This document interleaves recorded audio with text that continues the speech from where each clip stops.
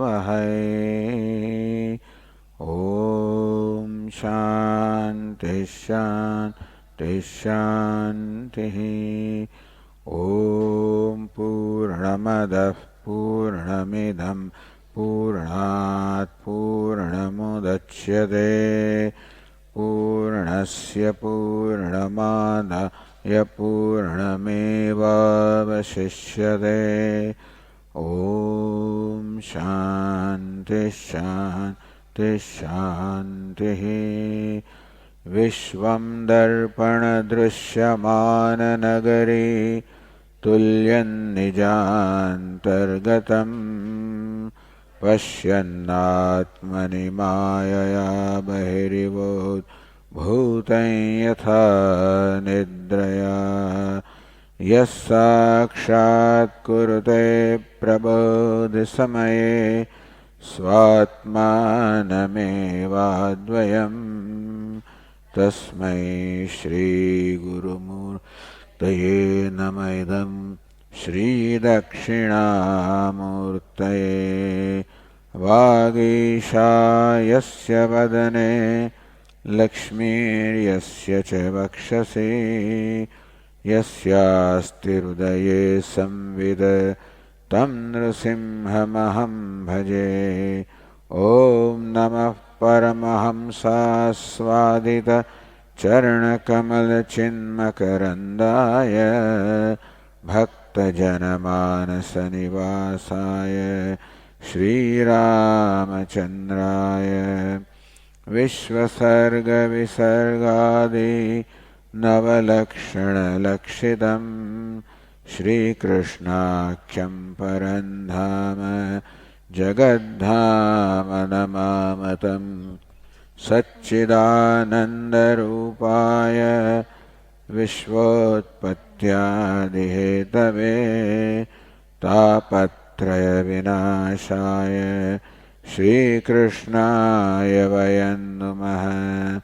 यं प्रव्रजन्तमनुपेतमपेतकृत्यं द्वैपायनो विरहकातर आजुहाव पुत्रेति तन्मयतया तरवोऽभिनेदुः तं सर्वभूतहृदयं मुनिमानतोऽस्मि। संसारसागरे मग्नं दीनं मां करुणानिधे कर्ममोहगृहीताङ्गं मामुद्धर भवार्णवात्।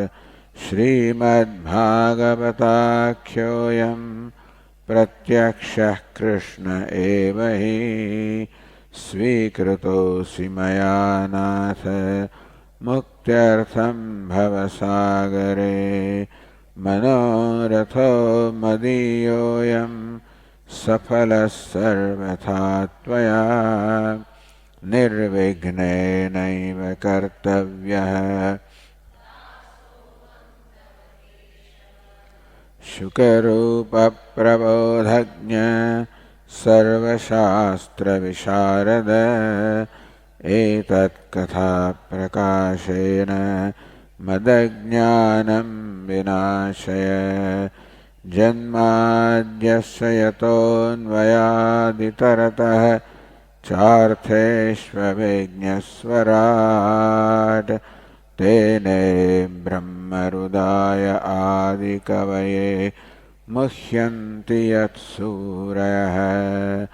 तेजो वारिमृदां यथा विनिमयो यत्र त्रिसर्गो मृषा धाम्ना निरस्तकुहकं सत्यं परं धीमहि।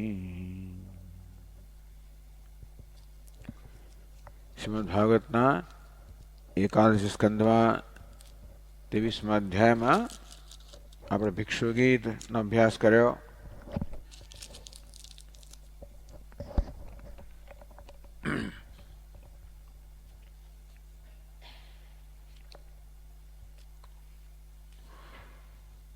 આપણને સુખ કે દુઃખ શામાંથી પ્રાપ્ત થાય એવા સંભવિત કારણોનું વિવેચન કરવામાં આવ્યું. અયમ જન, આ મનુષ્ય શું મારા સુખ દુઃખનું કારણ બની શકે? તો કે ના બની શકે. દુઃખ આપનાર જે છે એ પેલી ઉપાધિ છે. દુઃખ પ્રાપ્ત કરનાર આ ઉપાધિ છે.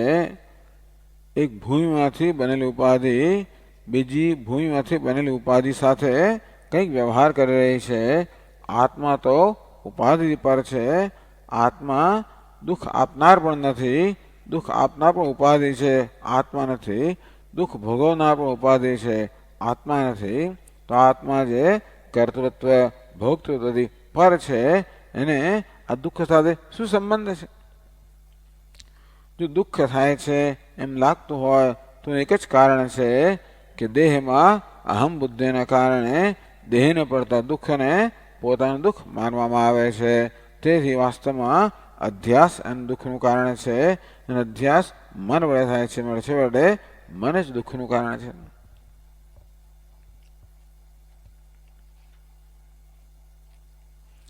તે પછી દેવતા, આત્મા, ગ્રહો,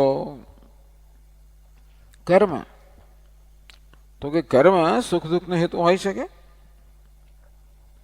ભાઈ વિચાર કરો કે કર્મ કોણ કરે છે?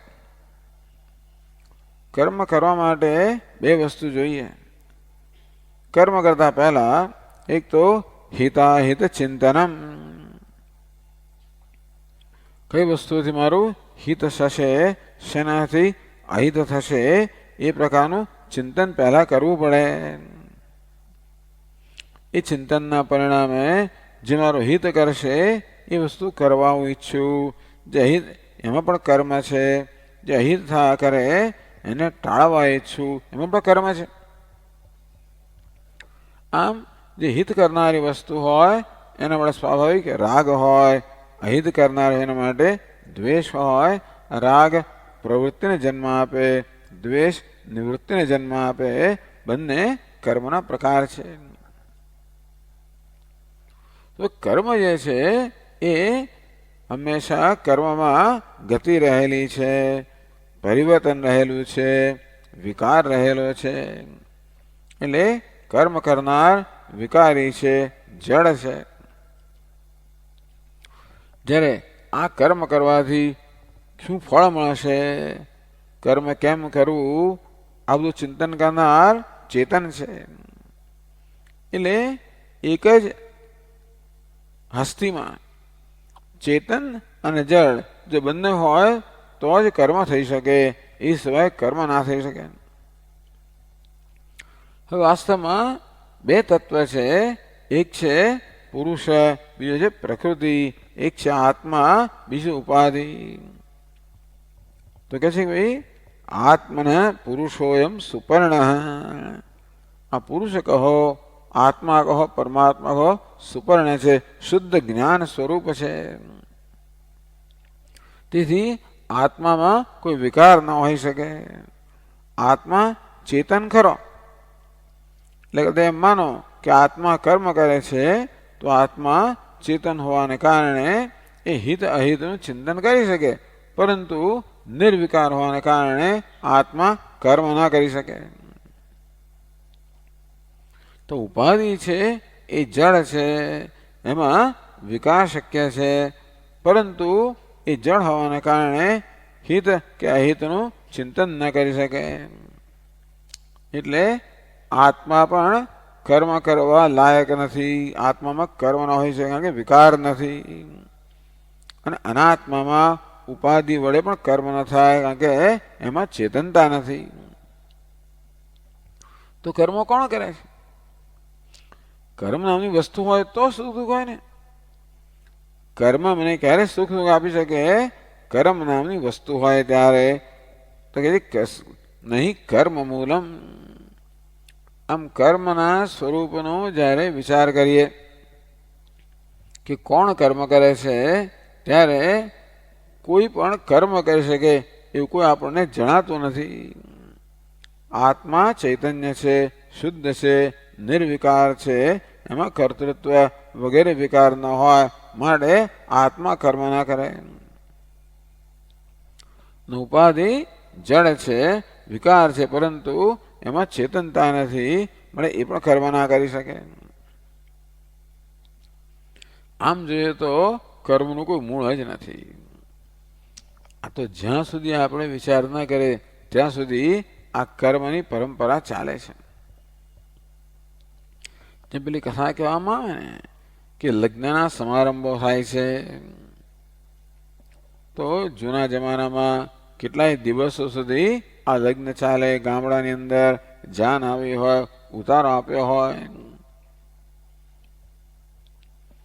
તો એક વ્યક્તિ બરોબર બની ઠણીને આવેલી એ વરના ઉતારે જાય, ત્યાં એ બધાને એમ કે કન્યા પક્ષનો છે અને માટે બધા એનો ખૂબ આદર કરે, જાત જાતની માગણીઓ કરે, બધા માગણી પૂરી કરવાનો પ્રયત્ન કરે. કોકા કોલ લઈ આવો, પેલું લાવો, ફલાણું લઈ આવો. એ વળી પાછો કન્યા પક્ષમાં જાય, ત્યાં બધાને એમ લાગે કે આ વર પક્ષનો છે, તેથી એને ખુશ રાખવાનો પ્રયત્ન કરે.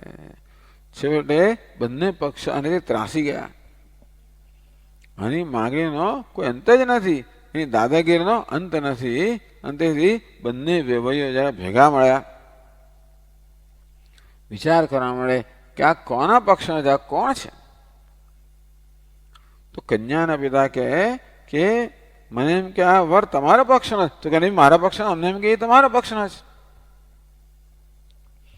પેલા જયારે જોયું કે બંને ભેગા મળીને મારા વિશે વિચાર અન્વેષણ કરી રહ્યા છે, વિચાર કરી રહ્યા છે, તો શું થઈ ગયો ત્યાંથી? તેવી રીતે આ અહંકાર નામની વસ્તુ ક્યાં છે? આપણી સમજ માટે કર્મ કોણ કરે છે? અહંકાર કરે છે. અહંકાર છે એમાં જડ અંશ છે અને ચેતન અંશ છે. એ કેવું સમજાવે છે કે ચેતનનું આ જડ ઉપાધિમાં પ્રતિબિંબ પડે, એને કારણે ઉપાધિ ચેતનવંતી બને. છાયા હંકારયોરૈક્યમ તપ્તાય પિંડવન્મતમ. તો ચૈતન્યની છાયા અને અહમ વૃત્તિ જે છે એ જેવી રીતે તપેલું લોખંડ હોય, અગ્નિઓ તપાવવામાં આવે તો લોખંડ જાણે કે અગ્નિના ગુણો ગ્રહણ કરે, લે અગ્નિ લોખંડના ગુણ ગ્રહણ કરે લે. અગ્નિ જે આકાર વગરનો છે એ લોખંડનો આકાર ધારણ કરે કે લોખંડ જે કાળું છે, ઠંડુ છે, અગ્નિનો રંગ લાલ અને ઉષ્ણતા ધારણ કરી લે. આ બેના સંયોગમાંથી એક આગનો ગોળો એ પ્રકારની નવી હસ્તી રચાય. ભલે આગનો ગોળો એક દેખાતો હોય, પરંતુ એમાં બે તત્વ રહેલા છે, અગ્નિ અને લોખંડ. તે ચૈતન્ય અને આ અહમ વૃત્તિ કે બુદ્ધિ એ બેના સંયોગના કારણે અહંકાર નામની એક હસ્તી રચાય. તો આગના ગોળામાં જેવી રીતે લોખંડનો અંશ પણ છે, અગ્નિનો અંશ પણ છે, તેવી રીતે અહંકારની અંદર ચૈતન્યનો અંશ પણ છે, ઉપાધિનો અંશ પણ છે. એટલે ચેતનતા છે, જડતા પણ છે. અહંકાર ચેતન હોવાના કારણે કર્મ વિશે ચિંતન કરી શકે, અને જડતા હોવાને કારણે એમાં વિકાર છે, મળે કર્મ કરી શકે. પણ અહંકાર નામની કોઈ તાત્વિક વસ્તુ છે જ નહીં. અહંકાર પણ અધ્યાસને કારણે એક કલ્પેલી વસ્તુ છે. એટલે તાત્વિક દ્રષ્ટિથી જોઈએ તો કર્મનું કોઈ મૂળ નક્કી થતું જ નથી. ક્રુધ્યેત કસ્મૈ, કોના પર ક્રોધ કરવો? આ પરમાત્મા પર ક્રોધ કરવો કે ઉપાધિ પર ક્રોધ કરવો? કોણ કર્મ કરે છે?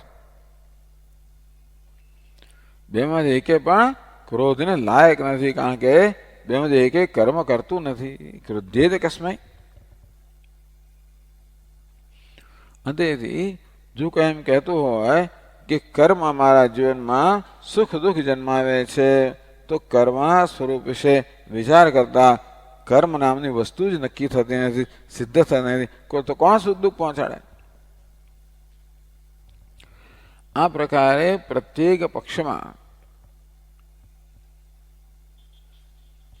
છેલ્લે છે કાળ. કાળસ્તુ હેતુ સુખ દુઃખયોશ્ચેદ. ચલો ભાઈ, કાળને સુખ દુઃખનો હેતુ માનો. ખરાબ સમય છે અત્યારે, મારો બહુ ખરાબ સમય છે, બહુ સારો સમય છે. કેમ મારે બહુ સારો સમય ચાલી રહ્યો છે, મારે ખૂબ સુખ પ્રાપ્ત થાય છે. ખરાબ સમય ચાલી રહ્યો છે, મારે દુઃખ અનુભવવું પડે છે. તો કાળ શું વસ્તુ છે? તદાત્મકો અસૌ. આ કાળ કેવું છે? તો કે એ તો પરમાત્મા જ એનો આત્મા છે. એટલે એક દ્રષ્ટિ જોઈએ તો આ કાળ અને પરમાત્મા એક જ છે. પરમાત્મા જ કાળના રૂપમાં છે, પરમાત્મા જ કાળનો આત્મા છે, કાળ પરમાત્મા સ્વરૂપ છે. હવે વૈષ્ણવની દ્રષ્ટિએ આ જીવ છે ને એ પરમાત્માનો અંશ છે. તો કાળ શું છે? પરમાત્મા છે. જીવ કોણ છે? એનો અંશ છે. તો પછી એટલે અંશ અને અંશી. જીવ અંશ છે, પરમાત્મા અંશી છે. આ અવયવ છે, અવયવી છે, અવયવ ધરાવનાર. તો પ્રશ્ન થયો કે કાળ ક્યારે જીવને દુઃખ આપી શકે? આપણો દેહ જે અવયવી છે, આ ટસલી આંગળી અવયવ છે, દેહ की આંગળી દુઃખ આપે? ન અગ્ને હિ તાપ ન હિમસ્ય. અગ્નિ પોતાના અંશને તણખાને તાપ ના આપી શકે, અથવા તો બરફ પોતાના અંશ કણને ઠંડો ના કરી શકે.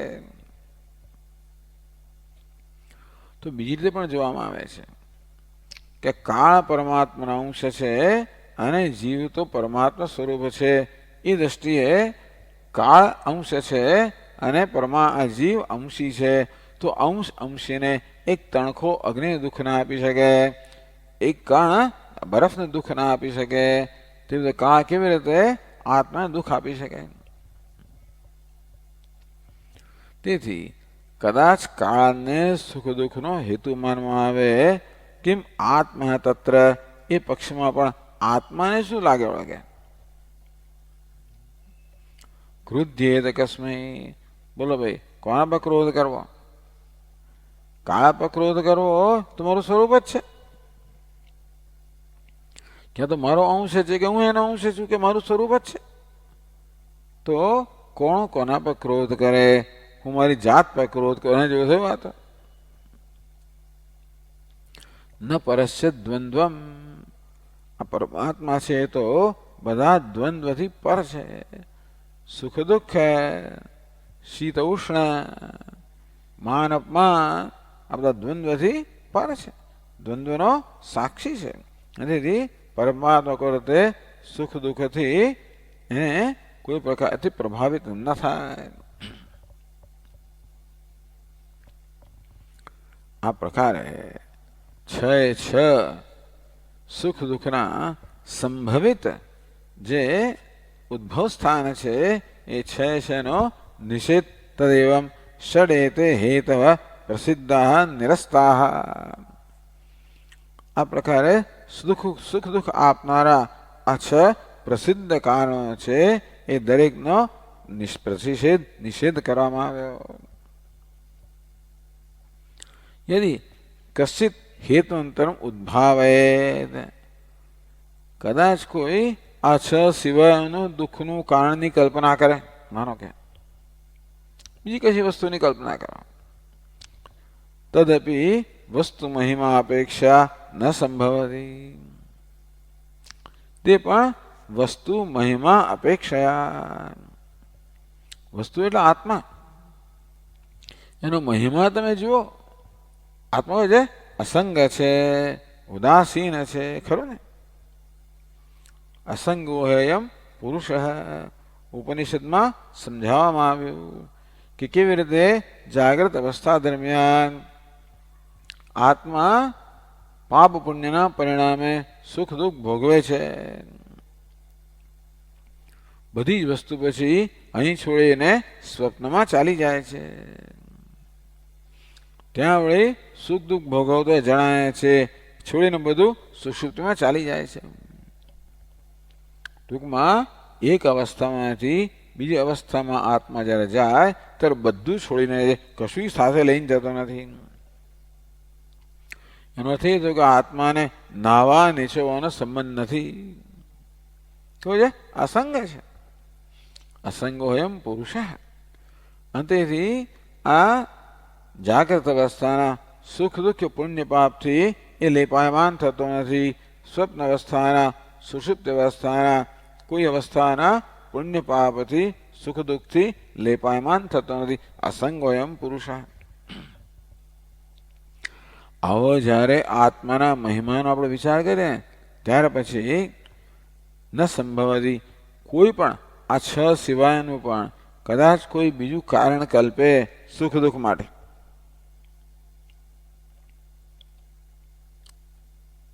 મને સફળતા મળી, સુખ મળ્યું, નિષ્ફળતા મળી, પણ એ પછી દ્વંદ્વમાં જ આવી ગયો.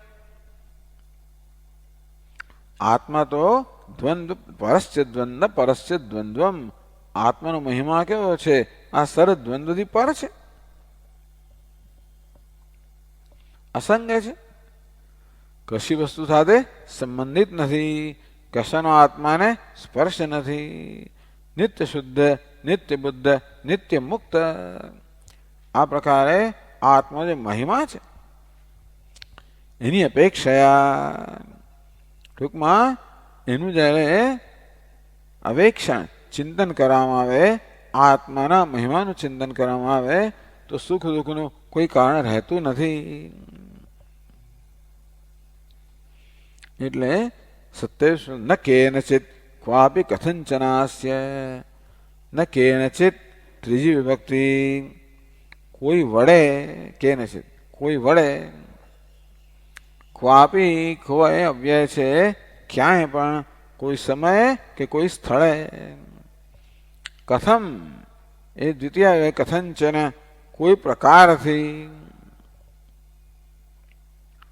એટલે કોઈ પ્રકારથી, કોઈ વડે, કોઈ કાળે, કોઈ સંજોગોમાં. દ્વંદ્વોપરાગ પરત પરસ્ય. આત્મા કેવો છે? પરત પર. જે પર છે એનાથી પણ પર છે.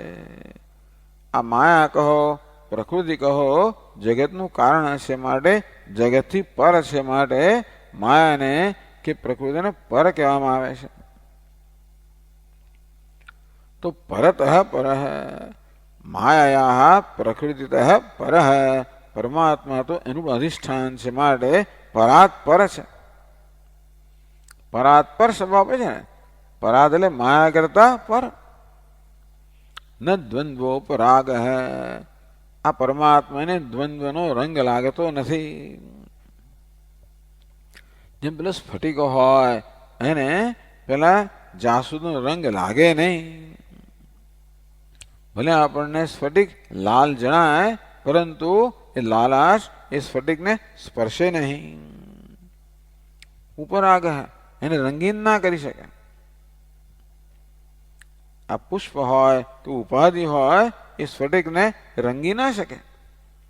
તેવી રીતે સુખ દુઃખ કહો, કોઈ પણ દ્વંદ્વ કહો, એ ક્યારે પણ આત્માને રંગી નાખ શકે. આમ પ્રકૃતિમાં ગમે તે વસ્તુ હોય, પ્રકૃતિનું સ્વરૂપ, એનો ધર્મ, એનું કાર્ય, આ કશી વસ્તુ આત્માને લેપાયમાન ન કરી શકે. નિરંજન નિર્લેપ છે. આકાશ જેવી રીતે આકાશમાં રહેલી બધી વસ્તુથી નિર્લેપ છે. દુર્ગંધથી આકાશ દુર્ગંધિત ન થાય, સુગંધથી સુગંધિત ન થાય. તેમાં આત્મા બધાને ધારણ કરતો હોવા છતાં આપણે કહે છે નિર્લેપ છે.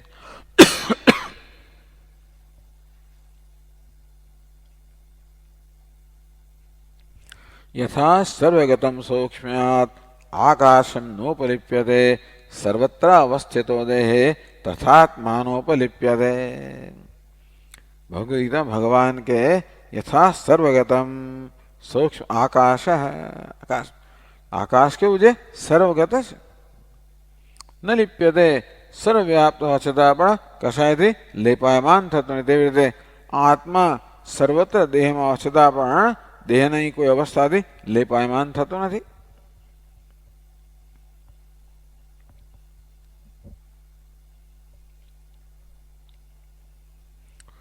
નનુ અપરોક્ષ કથમ અપહ્નુયતે અપલપ્યતે. તમે તો ખરી વાત કરો છો ભાઈ. આ બધા શ્લોકમાં તમે તો એવું જ પુરવાર કર્યું કે આત્માને સુખ દુઃખ હોય જ ના શકે. અરે પણ થાય છે એનું શું? અમારો પ્રત્યક્ષ અનુભવ છે કે અમને સુખનો અનુભવ થાય છે, દુઃખનો અનુભવ થાય છે. અપરોક્ષ કથમ અપહ્નુયતે. અપરોક્ષ કહો, પ્રત્યક્ષ કહો, સીધે સીધો આ સુખ દુઃખનો અનુભવ થાય છે, એને તમે કેવી રીતે નકારી શકો? તમે તો પારમાર્થિક દ્રષ્ટિનો આશ્રય સુખ દુઃખની બાદ બાકી જ કરી નાખી. પણ અમે રોજ અનુભવીએ છીએ એનું શું? કહે છે કે ભાઈ યથા અહમ સંસ્કૃતિ રૂપિણ સ્યાત સંસ્કૃતિમ અવિદ્યમાનમેવ.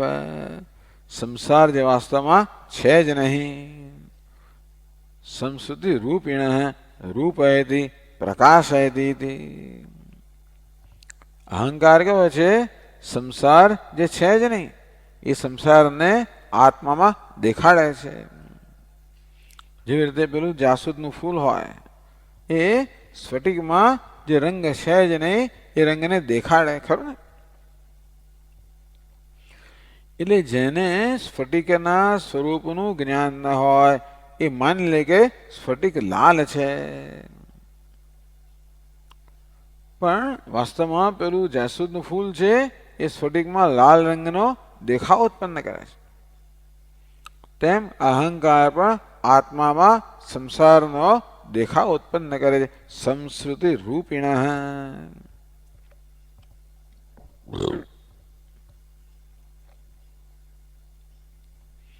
એવો અહમ કઈ વિભક્તિ છે? છઠ્ઠી વિભક્તિ. અહમ શબ્દની છઠ્ઠી. અહમ અહંકારનો સંસ્કૃત રૂપિણ જે સંસાર રૂપી અહંકાર છે. સ્યાદ આ બધો સુખ દુઃખ કોના છે? અહંકારના છે. અહમ અહંકારસ્ય યથા દ્વંદ્વ સંબંધ સ્યાત. આ દ્વંદ્વનો સંબંધ કોને છે? અહંકારને છે. તથા પરત પ્રકૃતે પરસ્ય આત્મન. પરંતુ પ્રકૃતિમાં પર છે એવા આત્માનો આ સુખ દુઃખ સાથે કોઈ પ્રકારનો સંબંધ નથી. એટલે કે તમને એમ લાગતું હોય કે હું આત્મા સુખ દુઃખ અનુભવી રહ્યો છું તો એ વાસ્તવિક નથી, એ માત્ર કલ્પના છે. સુખ દુઃખથી પ્રભાવિત કોણ થાય છે? અહંકાર થાય છે. હું તો અહંકારનો સાક્ષી છું. અને તેથી એવું કોઈ પણ કારણ નથી જે આત્મામાં સુખ કે દુઃખ ઉત્પન્ન કરી શકે. ટૂંકમાં અનાત્મામાંથી અહમભાવથી મુક્ત થઈને આત્મામાં અહમભાવ સ્થાપિત કરવા માટે આ સમગ્ર વિવેક કરવામાં આવ્યો. આ બધા શ્લોકોમાં પારમાર્થિક વિવેક કરવામાં આવ્યો અને સિદ્ધ કરવામાં આવ્યું કે આત્મામાં તો કોઈ પ્રકારનો સંસાર નથી, કોઈ સુખ દુઃખ નથી. કદાચ સંસાર ભાસતો હોય, સુખ દુઃખ ભાસતું હોય તો એ પણ મનને કારણે છે. આ મનનો સ્વભાવ છે કે જે વસ્તુ નથી એને ઉત્પન્ન કરવી. અવિદ્યાના બે અંશ છે, આવરણ અને વિક્ષેપ. તેથી મનને આત્માના વાસ્તવિક સ્વરૂપનું જ્ઞાન નથી અને ત્યાં જે નથી તેવા સંસારની કલ્પના કરે છે. એવં પ્રબુદ્ધ આ પ્રકારે આવો પ્રબુદ્ધ જે આ સત્ય પ્રત્યે જાગૃત થઈ ગયો છે, વિવેકી આત્મા અનાત્માનો વિવેક કરવાને કારણે જે આ સત્ય પ્રત્યે જાગૃત થયો. કયું સત્ય? કે આત્માને કોઈ દ્વંદ્વ કે કોઈ સંસાર સ્પર્શતો નથી અને આત્મામાં સંસાર માનવામાં આવે છે એ તો માત્ર મન વડે થયેલા અધ્યાસને કારણે છે. આ હકીકત છે. પ્રબુદ્ધ આ વાસ્તવિકતાથી આ તત્વમાં જે જાગૃત થયો. ન બિભેતિ ભૂતૈ, એ કોઈ ભૂતૈથી, કોઈ ભૂતોથી, કોઈ પદાર્થોથી, કોઈ પ્રાણીઓથી, કોઈ જીવોથી ક્યારે ભીતો નથી. ન બિભેતિ કદાચનેતિ, ન બિભેતિ કુતશ્ચનેતિ. આમ તૈત્રીય ઉપનિષદમાં આ જ્ઞાની મહાપુરુષ વિશે કહેવામાં આવ્યું ન બિભેતિ કુતશ્ચનેતિ. કુતશ્ચન કોઈ પણ કારણથી આ જ્ઞાનીને ભય નથી. આમ મોક્ષનું એક વ્યાખ્યા કરવામાં આવી નિર્ભયતા, સર્વ ભયમાંથી મુક્તિ.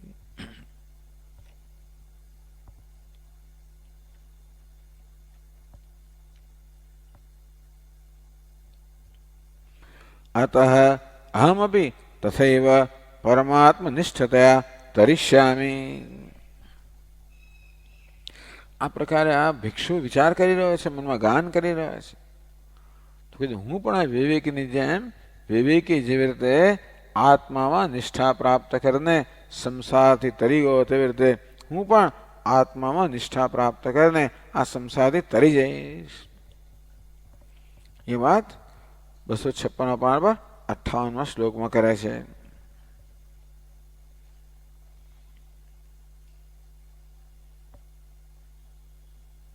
અહંકાર કૃતમ બંધમ આત્મનોર્થ વિપર્યમ વગેરે.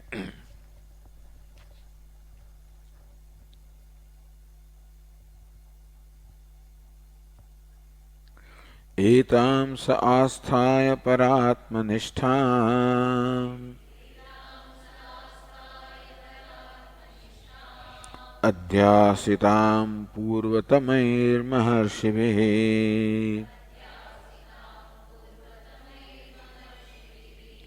अहं तरिष्यामि दुरन्तपारम्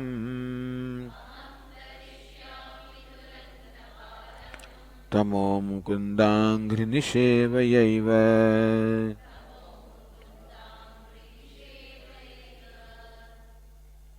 निषेवयैव, निषेवयैव, નિષેવયા એવ એવું છે. આ અને ભેગા મળતા શું થાય? અહીં થાય. એ ચોવાયાવહ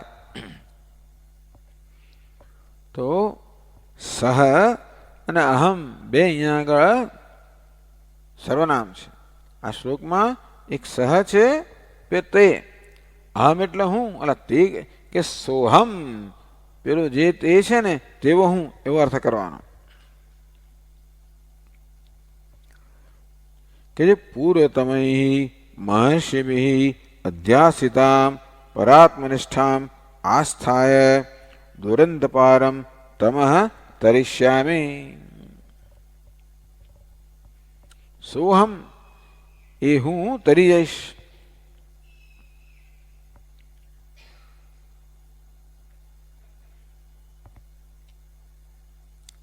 પૂર્વતમૈ મહર્ષિભિ, પૂર્વના પૂર્વ, પૂર્વતર, પૂર્વતમ, પૂર્વતરૈ પહેલા ને એની પહેલાના જે મહર્ષિઓ હતા. પૂર્વતમૈ એનાથી પણ પહેલા, પહેલાના પહેલાના પહેલા સનકાદિભિ મહર્ષિભિ. તો અત્યંત પૂર્વ ભૂતકાળની અંદર સનકાદિ વગેરે મહર્ષિઓ, મહર્ષિ કોને કહેવાય? સર્વ વિરક્ત મુખ્ય. આ સનકાદિ મુનિઓ કહેવાય છે વિરક્તમાં પણ વિરક્ત શિરોમણી છે. બધા વિરક્ત શિરોમણી એવા અત્યંત પ્રાચીન કાળના સનકાદિ મુનિઓ. તૈ અધ્યાસિતામ એટલે સમ્યક અનુષ્ઠિતામ, આ બધા વિરક્ત મુનિઓએ જેનું સારી રીતે અભ્યાસ કર્યો છે, અનુષ્ઠાન કર્યું છે. શાનું? પરાત્મનિષ્ઠા સ્વરૂપ સ્થિતિ, પરાત્મનિષ્ઠા પરમાત્મામાં નિષ્ઠા એટલે પોતાના સ્વરૂપમાં નિષ્ઠા. તો આ વિરક્ત શિરોમણી મહર્ષિઓએ ક્યાં શેનો અભ્યાસ કરેલો? પરાત્મામાં, પરમાત્મામાં, આત્મામાં નિષ્ઠા પ્રાપ્ત કરવાનો. આત્મનિષ્ઠા અથવા મનસ્સેન રૂપામ વા. આત્મનિષ્ઠાના બે અંશ થયા. એક તો મનનો સંયમ કરવો, મનને સંપૂર્ણ રીતે અંતર્મુખ બનાવવું, અને પછી આત્માના જ્ઞાન દ્વારા આત્મામાં નિષ્ઠા પ્રાપ્ત કરવી. એ નિષ્ઠા પ્રાપ્ત કરવા માટે મનની અંતર્મુખતા અત્યંત આવશ્યક છે. કે આત્મા તો સૂક્ષ્માત સૂક્ષ્મતરમ, સૂક્ષ્મથી સૂક્ષ્મ છે. અંતેથી મન પણ સૂક્ષ્મથી સૂક્ષ્મ બનવું જોઈએ. મન પણ બધી બહિર્મુખતાથી મુક્ત થવું જોઈએ. એટલે પરાત્મનિષ્ઠા આ પ્રકારે મનના સંયમ રૂપી અને પરમાત્મામાં સ્થિતિ રૂપી નિષ્ઠા એટલે નિતરામ સ્થિતિ નિષ્ઠા. ની અને સ્થા મળીને નિષ્ઠા થયો. સ્થા એટલે સ્થિતિ, નિતરામ સ્થિતિ નિષ્ઠા. નિતરામ એટલે કે દ્રઢ સ્થિતિ પ્રાપ્ત કરવી એને નિષ્ઠા કહેવામાં આવી. આવી રીતે હું પણ પરમાત્મામાં નિષ્ઠા પ્રાપ્ત કરીશ. જે નિષ્ઠાનો પૂર્વના વિરક્ત શિરોમણી સનકાદિ મહર્ષિઓએ દીર્ઘકાળ સુધી અનુષ્ઠાન કર્યું હતું, અભ્યાસ કર્યો હતો.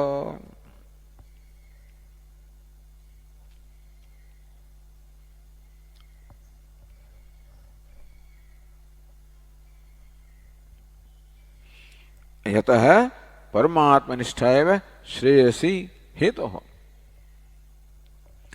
એટલે આ બધા વિવેચન દ્વારા એક નક્કી થયું કે માત્ર આત્મા જ સંસારથી કે સુખ દુઃખ બધાથી નિત્ય મુક્ત છે. એટલે સુખ દુઃખથી કે સંસારથી તમારે હંમેશ માટે મુક્તિ મેળવવી હોય તો જે મુક્ત છે એમાં નિષ્ઠા પ્રાપ્ત કરવી જોઈએ ને. કોનો આશ્રય લેવો જોઈએ? તમારે મુક્ત થવું હોય તો જે મુક્ત છે એનો આશ્રય લેવો જોઈએ ને. મુક્ત થવું હોય તો જે બંધનમાં છે એનો આશ્રય લે તો કેમ ચાલે? આત્મા નિત્ય મુક્ત છે. આ કહ્યું ને કઈ ન પરસ્ય દ્વંદ્વમ, આ દ્વંદ્વ છે એ આત્માને ક્યારે સ્પર્શતું નથી. ન દ્વંદ્વો ઉપર રાગ, જે પરાત પર છે આ પરમાત્માને દ્વંદ્વનો ઉપરાગ નથી, એટલે એને રંગતો નથી, એને સંગ નથી, માટે એમાં નિષ્ઠા મેળવીશ.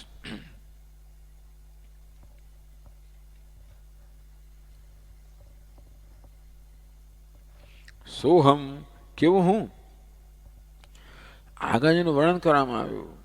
યો ભૂતૈ ક્રીડનવત કૃત, પેલો હું જેને આ લોકોએ આટલું બધું દુઃખ આપ્યું.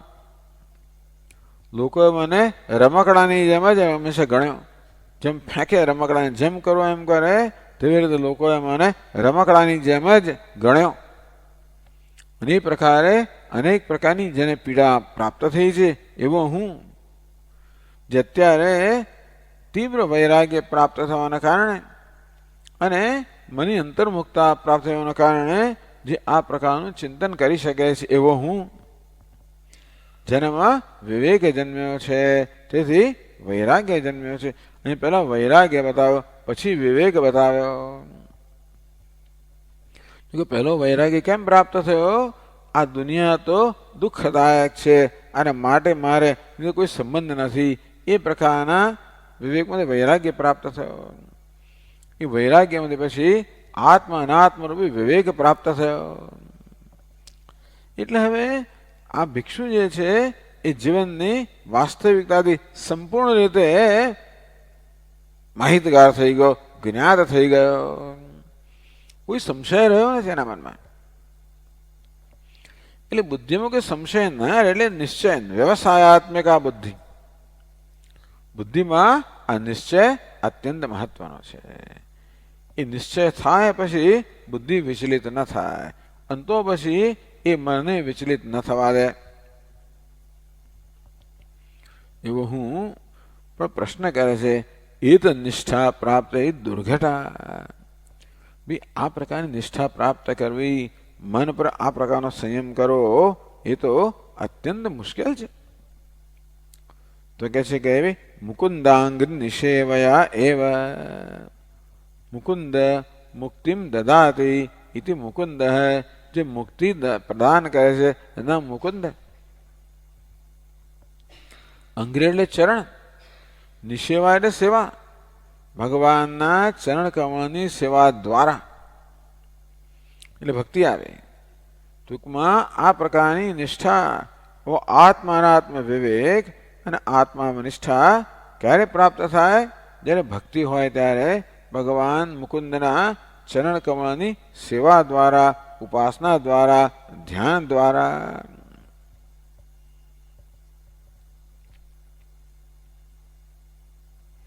મુકુંદ સેવા કિમ ન વાપ્યતે. મુકુંદની સેવાથી શું પ્રાપ્ત ન થાય? કિંતુ સર્વમેવ. મુકુંદની સેવાથી સર્વ કંઈ પ્રાપ્ત થાય. ધર્માર્થ કામ મોક્ષેષુ ય ઈચ્છેત શ્રેય આત્મનઃ એકમેવ હરેસ્તત્ર કારણમ પાદસેવનમ. જીવનમાં શું ઈચ્છો છો? ધર્મ ઈચ્છો છો, અર્થ ઈચ્છો છો, કામ ઈચ્છો છો કે મોક્ષ ઈચ્છો છો? આ ચારમાંથી જે કશાની પણ ઈચ્છા હોય એને માટે, પોતાના માટે ચારમાંથી કોઈ પણ એક પ્રકારની ઈચ્છા ધરાવનારો હોય એને માટે એકમેવ કારણમ, આ પ્રકારના ઈચ્છા પૂરી કરવું એકમાત્ર કારણ શું છે? હરે પાદ સેવનમ. ભગવાન હરિના ચરણની સેવા, સેવન કરવું, સેવા કરવી, નમસ્કાર કરવા, અર્ચના કરવી, ધ્યાન કરવું, એ જ આ કોઈ પુરુષાર્થ સિદ્ધ કરવાનું એકમાત્ર કારણ છે. તો આ રીતે જે જ્ઞાન નિષ્ઠાનો મહર્ષિ અભ્યાસ કર્યો એ જ્ઞાન નિષ્ઠા કેમ પ્રાપ્ત કરીશ? ભગવાન મુકુંદના ચરણની સેવા દ્વારા.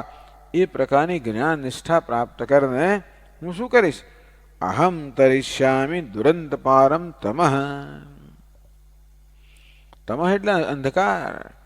તો અજ્ઞાનને અંધકાર કહેવામાં આવે છે.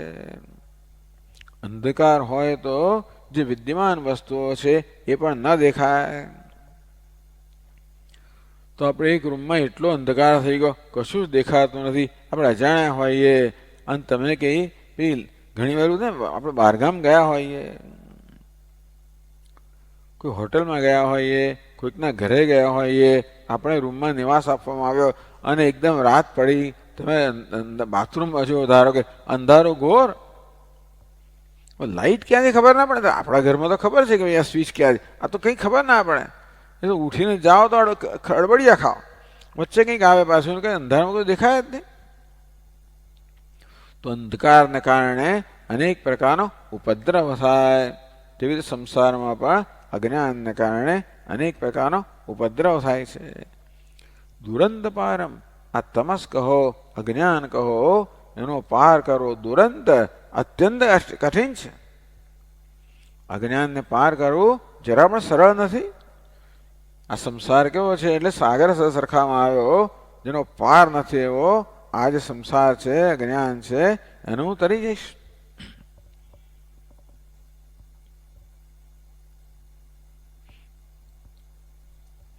એટલે મુકુંદ મુક્તિના દાતા અને પ્રેમના દાતા, ભક્તિના દાતા એવું પણ કહેવામાં આવ્યું. જે ભક્તિ અને મુક્તિ બંને પ્રદાન કરે છે એને મુકુંદ કહેવામાં આવે.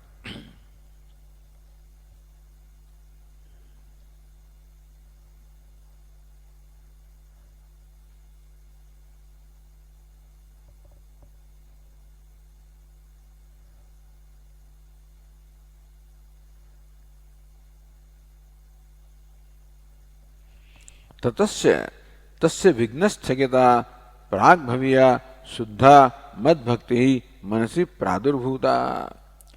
ભગવાન કહે છે કે આ પ્રકારે વિચાર કરવાને કારણે આ બ્રાહ્મણના મનમાં પ્રાગ ભવિયા આ બધું પૂર્વના ભાવમાં હશે.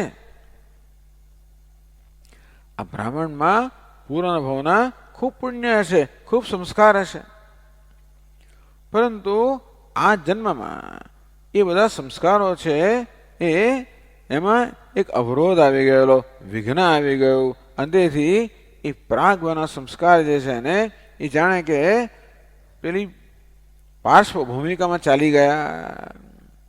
પરંતુ હવે વિઘ્ન દૂર થઈ ગયું એટલે ભૂતકાળની શુદ્ધ બુદ્ધિ હતી એ વળી પાછી આવી ગઈ. એટલે ભગવાન કહે છે ને કે ભાઈ ह्रियते ह्यवशो ततः એ તો એના વડે ખેંચાઈ જાય છે. પૂર્વમાં જે સંસ્કાર હતા એ સંસ્કારી માણસ પાછો ખેંચાય. તત્રતમ બુદ્ધિ સંયોગમ લભતે પૌરોદેહિકમ. પૂર્વમાં જે બુદ્ધિ સંયોગ હતો વળી એને પ્રાપ્ત થાય.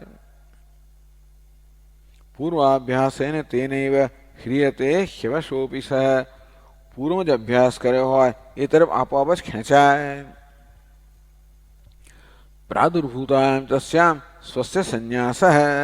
આ પ્રકારની એની શુદ્ધ ભક્તિ મનમાં ઉત્પન્ન થઈ. એ પ્રકાર એનાથી કહે છે કે આ પહેલી વાર આવ્યું મુકુંદ અંઘ્રિ નિષેવયા એવા. ભગવાનના ચરણકમળની સેવાથી એટલે એમાં પેલી ભક્તિનો પ્રાદુર્ભાવ થયો. પરમાત્મા નિષ્ઠા કોને કહેવાય? દેહ દૈહિક અભિમાનેભ્ય પર શુદ્ધોય આત્મા તસ્ય નિષ્ઠા. આ દેહ છે અને દેહથી સાથે સંબંધિત છે એ બધી વસ્તુ કરતા પણ જે પર છે એવો શુદ્ધ આત્મા એટલે આત્મા, એમાં નિષ્ઠા પ્રાપ્ત કરવી. વિચારિત લક્ષણમ સ્વરૂપમ કેવલ આસ્થાય. એમાં આત્મબુદ્ધિ કરવી, એમાં સ્વરૂપરૂપ નિષ્ઠા કરવી. આ પ્રકારે ભિક્ષુનું ગીત આ 16 શ્લોકોમાં 43 થી મળીને 58 16 શ્લોકોમાં ભિક્ષુનું ગીત સમાપ્ત થયું.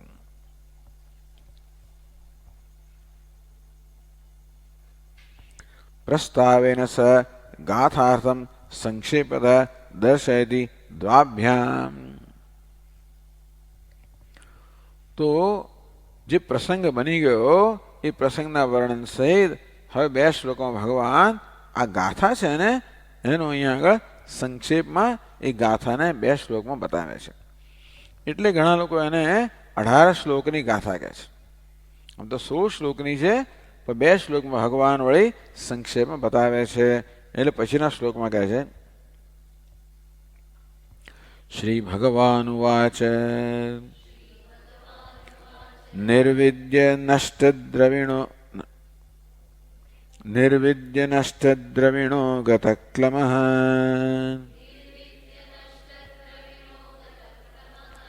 પ્રવ્રજ્યગામ પર્યટમાન ઇત્થમ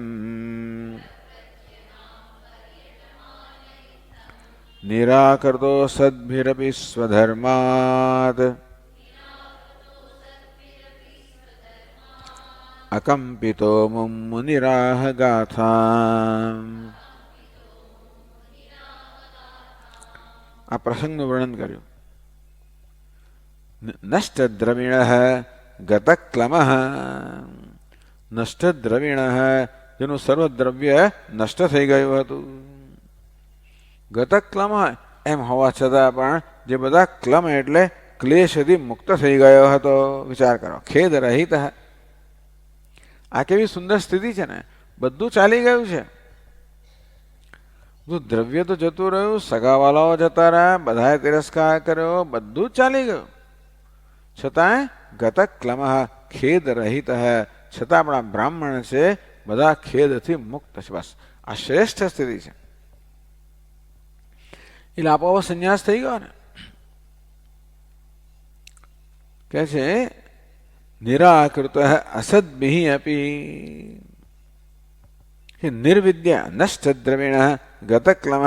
નિર્વિદ્ય નિર્વેદ એટલે વૈરાગ્ય, તો નિર્વેદ એટલે અભાવ જન્મવો કશા માટે?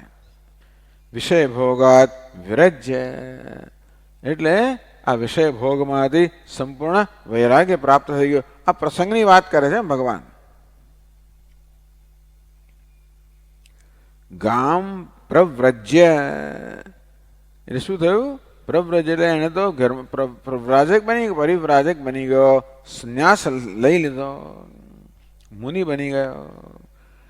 ગામ પર્યટમાન, આ ગા એટલે પૃથ્વી, પૃથ્વી પર પર્યટમાન પર્યટન કરવા લાગ્યો, વિચરણ કરવા લાગ્યો. પર્યટનમાં કોઈ ધ્યેય ના હોય, અટન કરવું, વિચરણ કરવું, પૃથ્વી પર વિચરણ કરવા લાગ્યો.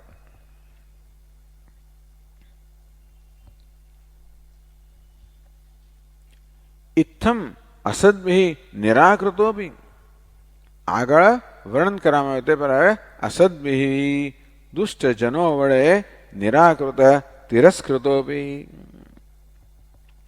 એટલે પૃથ્વી પર વિચરણ કરી રહ્યો છે અને ત્યારે દુષ્ટ લોકોએ અનેક રીતે એનો તિરસ્કાર કર્યો, અનેક પ્રકારનું દુઃખ પહોંચાડ્યું, જેનું આગળ વર્ણન કરવામાં આવ્યું. સ્વધર્માત અકંપિત છતાં પણ પોતાના ધર્મથી જરાય ચલાયમાન ન થયો. સ્વધર્માત ભગવત અનુસંધાનાત અકંપિત, ભગવાનનું અનુસંધાન કરવા રૂપ પોતાનો ધર્મ છે એમાંથી જરાય પણ ચલાયમાન ન થયો. મુનિ અમુમ ગાથામ આહ, હવે કેવું છે? મુનિ ગૃહીત મૌન, જેણે મૌન ધારણ કર્યું છે ને મુનિ કહેવાય. આમ તો મનનશીલવાન મુનિ, મનન કરવું એનો સ્વભાવ છે, એને મુનિ કહેવાય. અથવા તો ગૃહીત મૌન, જેણે મૌન ધારણ કર્યું છે એને પણ મુનિ કહેવાય. બ્રાહ્મણ અમુમ ગાથામ, એટલે આ એક શ્લોકની અંદર પહેલા જે બધું ભગવાને એને પ્રસંગનું વર્ણન કર્યું કે કયા સંજોગોમાં આ બ્રાહ્મણે આ ગાથાનું ગાન કર્યું. આહ અગાયત, આ ગાથાનું ગાન કર્યું.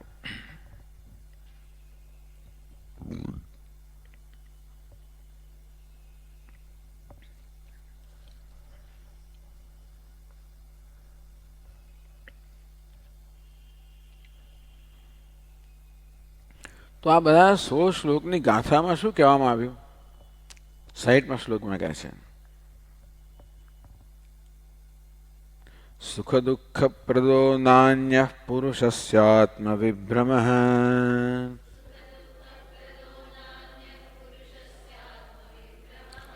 મિત્રોદાસીનરિપવ સંસારસ્તમસઃ કૃતઃ.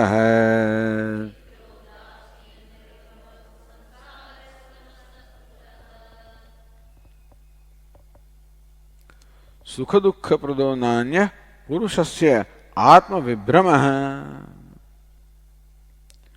આત્મવિભ્રમ સુખ દુઃખ પ્રદ ન પુરુષસ્ય ન અન્ય સુખ દુઃખ પ્રદ આત્મવિભ્રમાત અન્ય.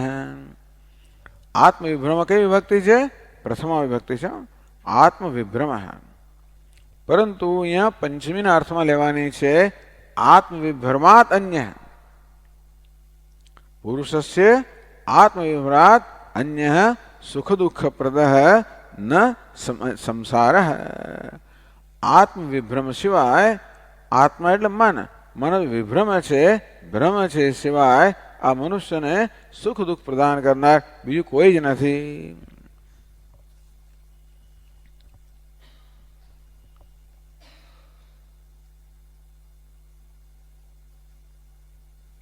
તો પણ આપણને લાગે છે ને કે મને સુખ દુઃખ થઈ રહ્યું છે, પેલો મને સુખ દુઃખ આપી રહ્યો છે, આ માણસ આપી રહ્યો છે, દેવતા આપી રહ્યા છે, ગ્રહો આપી રહ્યા છે, કાળ આપી રહ્યો, આત્મા આપી રહ્યો છે, કાળ આપી રહ્યો છે, કર્મ આપી રહ્યું છે. આ બધા મને સુખ દુઃખ આપે છે એનું શું? અને મને સુખ દુઃખ અનુભવ થાય એનું શું? તો કહે છે ભાઈ યચ્ચ સુખાદિકમ આત્મની, આપણે એમ લાગે છે કે મને સુખ દુઃખ વગેરે હું અનુભવી રહ્યો છું, મને સુખ દુઃખનો હું ભોગ બન્યો છું. અન્ય છે તત્ર તત્ પ્રદત્વમ, અને પેલો કાળ પેલું કર્મ, પેલા ગ્રહો, આ આત્મા, પેલો માણસ, પેલા દેવતા આ બધા દુઃખ સુખ દુઃખ આપી રહ્યા છે એવું જે ભાષે છે ને, આપણો અનુભવ શું છે કે હું સુખ દુઃખનો ભોગ બનું છું. આ બધા સુખ દુઃખના કારણો છે, સુખ દુઃખ પ્રદાન કરનારા છે. એ બધું શું છે ખબર છે? આત્મ વિભ્રમ. એ તો માત્ર આત્માનો મનનો ભ્રમ જ છે, બીજું કાંઈ નથી. કોઈને સુખ દુઃખ પ્રદાન કરે છે એમ માનવા કે હું સુખ દુઃખ ભોગવી એમ માનવું એ માત્ર આત્માનો મનનો ભ્રમ જ છે, વિવિધ પ્રકારનો ભ્રમ છે. કેમ? કારણ કે સુખ દુઃખ પ્રાપ્ત કરનાર બહુ તો આ દેહ છે. તો ગ્રહો દેહને દુઃખ આપી શકે, કર્મ દેહના, આ બધા જગ્યાએ દુઃખ સુખ આપી શકે એ દેહને, મનને, ઉપાધિને આપી શકે. આત્મા તો આ કશાથી સંબંધિત છે જ નહીં. અંતેથી આત્માને સુખ દુઃખી માનવો, અને પેલો પણ આત્મા જ છે ને, એની ઉપાધિ જે છે, તમને સુખ દુઃખ આપનાર દેખાતું ઉપાધિ છે. આત્માને સુખ દુઃખ પ્રદાન કરનારો માનવો, આત્માને સુખ દુઃખ ભોગવનારો માનવો, આ માત્ર મનનો ભ્રમ છે, એથી અન્ય કંઈ જ નથી. તસ્માત તત્સર્વમાત્મા મનસ ભ્રમજન્યમ એવ. આ બ્રહ્મમાંથી જન્મેલું છે. મિત્રોદાસીન રિપવ સંસાર તમસ કૃત. આ મિત્ર છે, આ શત્રુ છે, આ ઉદાસીન છે, આ મધ્યસ્થ છે. આ બધી કલ્પના કોણ કરે છે? આ બધી મનની કલ્પનાઓ છે. ભ્રમેણ કલ્પિતા હોય તે શેષ. આ બધા પણ ભ્રમથી જ કલ્પવામાં આવેલા છે. કારણ કે હું જેને મિત્ર કહું છું એને બીજું કોઈ શત્રુ કહે છે. આજે જેને મિત્ર કહું છું કાલે એને શત્રુ કહું છું, અને પરમ દિવસ એને ઉદાસીન, એટલે કશું મિત્ર નહીં શત્રુ નહીં. ત્રણ વસ્તુ છે: મિત્ર, શત્રુ ને ઉદાસીન. ની કોઈ વ્યવસ્થા નથી.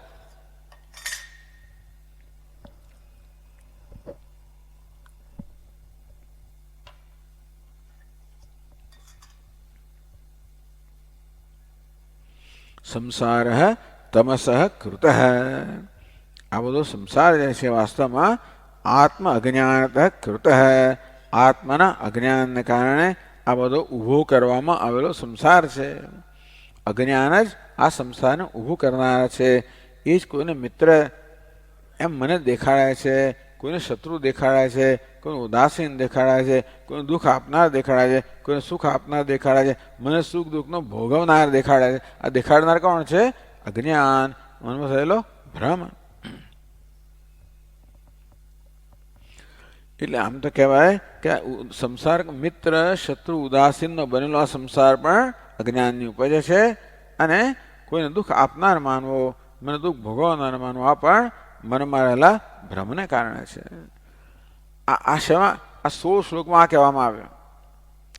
બ્રાહ્મણે 16 શ્લોકમાં જે નિર્ણય પર આવ્યો, આ એક શ્લોકમાં કહેવામાં આવ્યો. આગળના શ્લોકમાં એનો પ્રસંગ કહેવામાં આવ્યો કે કયા સંજોગોમાં આ થયું, અને આ શ્લોકમાં, આ ગાથામાં શું કહેવામાં આવ્યું. 2 શ્લોકમાં ભગવાને આ પ્રસંગ સહિત આ ગાથાને સંક્ષેપમાં કહી દીધી.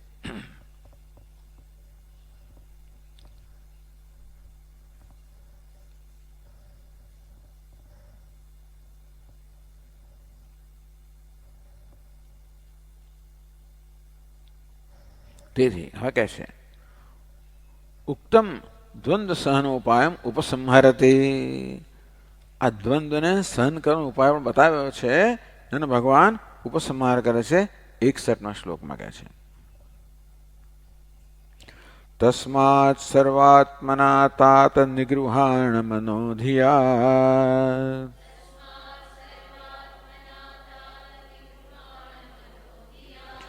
મય્યાવેશિતયા યુક્ત એતાવાન યોગ સંગ્રહ.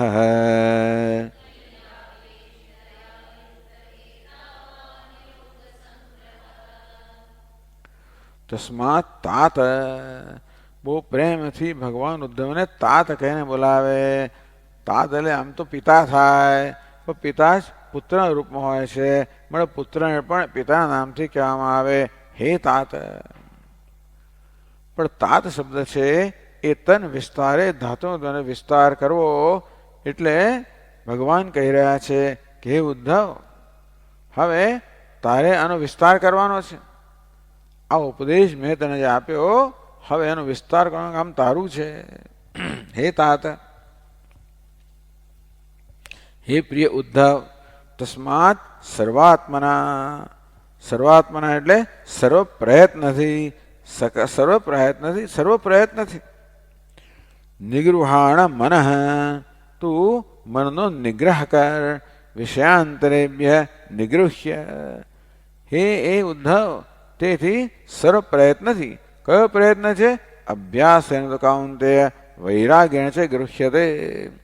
અભ્યાસ અને વૈરાગ્ય આ મનનો નિગ્રહ કરવા માટેના ઉપાય બતાવવામાં આવ્યા.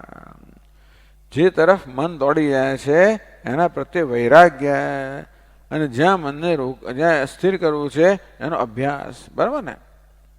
યતો નિશ્ચરતી મનશ્ચંચલમ અસ્થિરમ જે કારણથી ચંચળ અસ્થિર મન દોડી જાય પોતાના ધ્યેય વિષયથી વિચલિત થઈ જાય તો જ્યાં દોડે છે એના પ્રત્યે વૈરાગ્ય વળી પાછું આત્મની એવા વશમ નયે વળી પાછું આત્મામાં સ્થાપિત કરવું. વૈરાગ્ય અને અભ્યાસ જ્યાં મન જતો રહે છે એ પ્રત્યે વૈરાગ્ય વળી પાછું આત્મામાં સ્થાપિત કરવાનો અભ્યાસ. એ પ્રકારે સર્વ પ્રયત્નથી સર્વાત્મના હે તાત મનઃ નિગૃહાણ મનનો નિગ્રહ કર મનને એકાગ્ર બનાવ. પછી શું કરવાનું કેવી રીતે ધિયા મય્યાવેશતયા યુક્ત તસ્માત સંસાર દુઃખસ્ય મનોભ્રમ કલ્પિતત્વાદ. હે ઉદ્ધવ આ સમગ્ર સંસાર છે એ તો મનના ભ્રમથી કલ્પિત છે. જ્યાં સુધી મન જે પ્રવૃત્ત છે ત્યાં સુધી આ સંસાર રહેવાનો મન બધી સંસારની કલ્પના કરવાનું. માટે તું મનનો નિગ્રહ કરી દે. આ આગળ કહેવામાં આવી ગયું છે.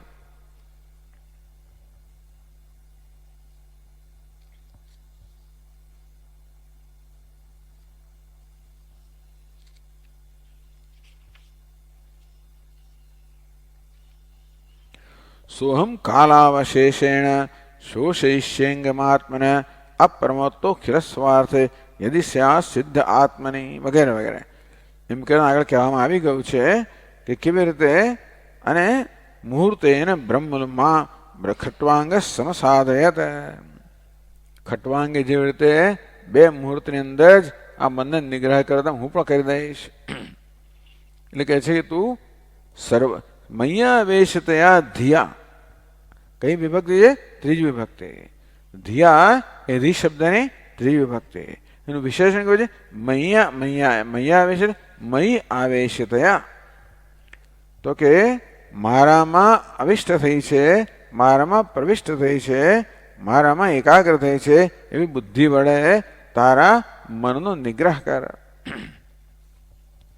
એટલે શું તો કે આ બુદ્ધિ જે છે ને ધિયા વ્યવસાયાત્મિકા યુક્ત બુદ્ધિમાં આ પ્રકારનો વ્યવસાય થઈ જવો જોઈએ નિશ્ચય થઈ જવો જોઈએ કે આ સંસાર જે છે એ તો મનની જ કલ્પના છે બાકી સંસારનું કોઈ વાસ્તવિકતા નથી.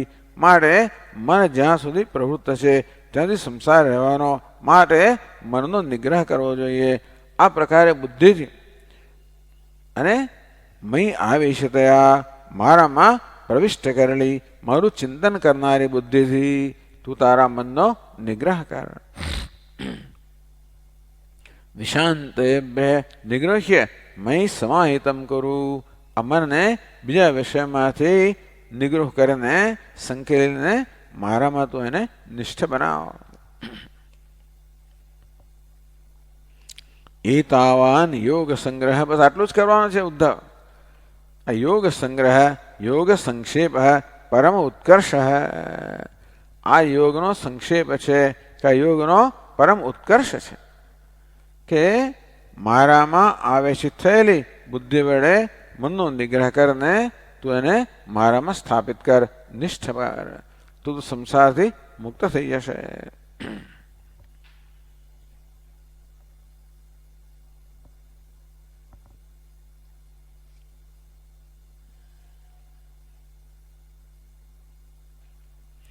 પણ મનો નિગ્રહ અશક્ત હોપી, જે મનનો નિગ્રહ કરવા શક્તિમાન નથી એને માટે શું ભાઈ? એત શ્રવણાદિનિષ્ઠ તત્ફલમ પ્રાપ્નોતિ. કઈ વાંધો નહીં, મનનો નિગ્રહ ના થાય તો ભગવાન એનો ઉપાય પણ છેલ્લા શ્લોકમાં બતાવે છે. કે છે 62મા શ્લોકમાં, ય એતામ ભિક્ષુણા ગીતામ બ્રહ્મનિષ્ઠામ સમાહિતઃ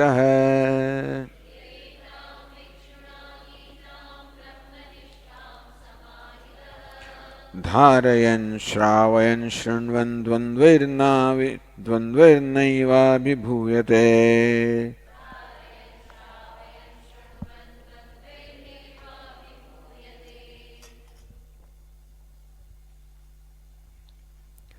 यह एताम भिक्षुणाम गीताम બ્રહ્મનિષ્ઠામ.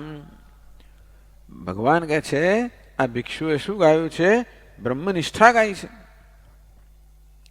કે છે ભાઈ આ ભિક્ષુનું ગીત છે એ મૂર્તિમાન બ્રહ્મનિષ્ઠા છે. કારણ કે દરેકમાં આ સંસારનું મિથ્યાત્વ, આત્માની પારમાર્થિકતા એનું જ હંમેશા વિવેચન કરવામાં આવ્યું ને, એનો જ ઉપદેશ કરવામાં આવ્યો. એટલે આ ભિક્ષુનું ગીત છે એ વાસ્તવમાં બ્રહ્મનિષ્ઠા છે. તો ચાલો સમાહિત. સમાહિત એટલે એકાગ્ર ચિત્તવાળા થઈને યદ ધારયન શ્રાવયન શૃण्वन्. આ ભિક્ષુ ગીત છે ધારયન, જે એકાગ્ર ચિત્ત થઈને એના અર્થને મનમાં ધારણ કરે છે. શ્રાવયન, જે સંભળાવે છે. શૃण्वन्, જે સાંભળે છે. તો બીજું કંઈ ના થાય તો બસ આ ભિક્ષુ ગીતા જે છે એના અર્થને મનમાં ધારણ કરીને ક્યાં તો સંભળાવો, ક્યાં તો સાંભળો, કે બંને કરો. દ્વંદ્વૈ નૈવ અભિભૂયતે. એમ કરવાથી, આવું કરવાથી પણ ક્ષુત પીપાસા સુખ દુઃખાદિ ભી, આ ઠંડી ગરમી, ભૂખ તરસ, સુખ દુઃખ વગેરે દ્વંદ્વ ન અભિભૂયતે, એમનાથી પરાજિત થતો નથી, પ્રભાવિત થતો એમનાથી મુક્ત થઈ જાય છે. અર્થાત એને મનોનિગ્રહ પ્રાપ્ત થાય છે. એટલે આમ કહેવામાં આવ્યું કે જો કંઈ ના થાય તો આ ગાથા છે એનું ગાન કરો, એનું શ્રવણ કરો, એમાં અર્થ સહિત. તો આ ગાથાનું અર્થ સહિત તમે એનું ધારણ કરો, શ્રવણ કરો, સંભળાવો, સાંભળો. આ પ્રકારે ભગવાને એનો ઉપાય પણ કહી દીધો.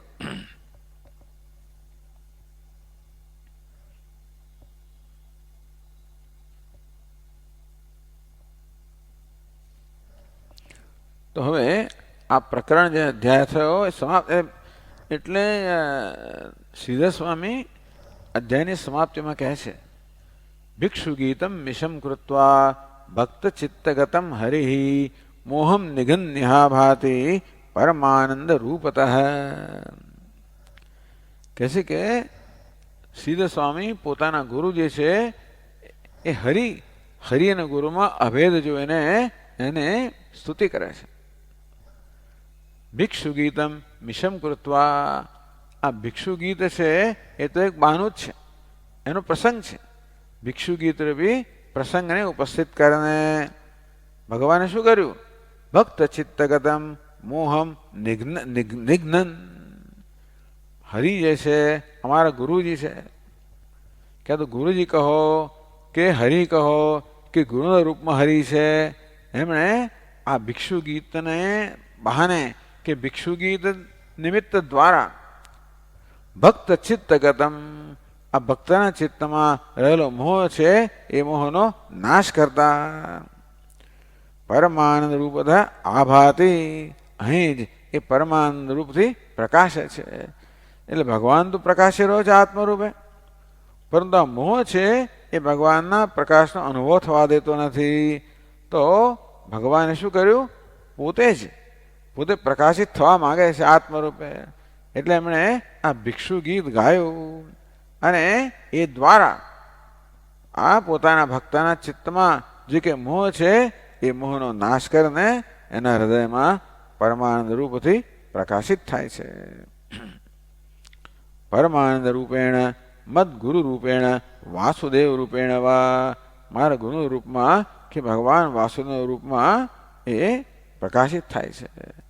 આ રીતે આ અધ્યાય જે છે એની સમાપ્તિ થાય છે.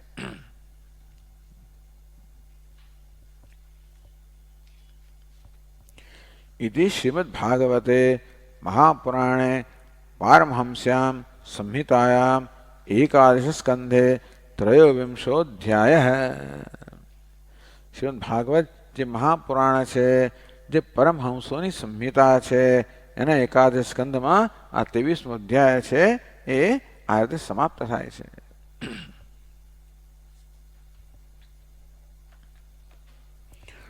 ओम पूर्णमदः पूर्णमिदं पूर्णात् पूर्णमुदच्यते पूर्णस्य पूर्णमादाय पूर्णमेवावशिष्यते. ओम शान्ति शान्ति शान्तिः. सच्चिदानन्दरूपाय विश्वोत्पत्त्यादिहेतवे तापत्रयविनाशाय श्रीकृष्णाय वयं नुमः. जन्माद्यस्य यतोऽन्वयादितरतः चार्थेष्वभिज्ञस्वराट् तेने ब्रह्मरुदाय आदिकवये मुह्यन्ति यत्सूरयः. तेजो वायुमृदां यथा विनिमयो यत्र त्रिसर्गो मृषा धाम्ना स्वेन सदा निरस्तकुहकं सत्यं परं धीमहि. ॐ शान्ति शान्ति शान्तिः. हरिः ॐ. श्री गुरुभ्यो नमः. हरिः ॐ.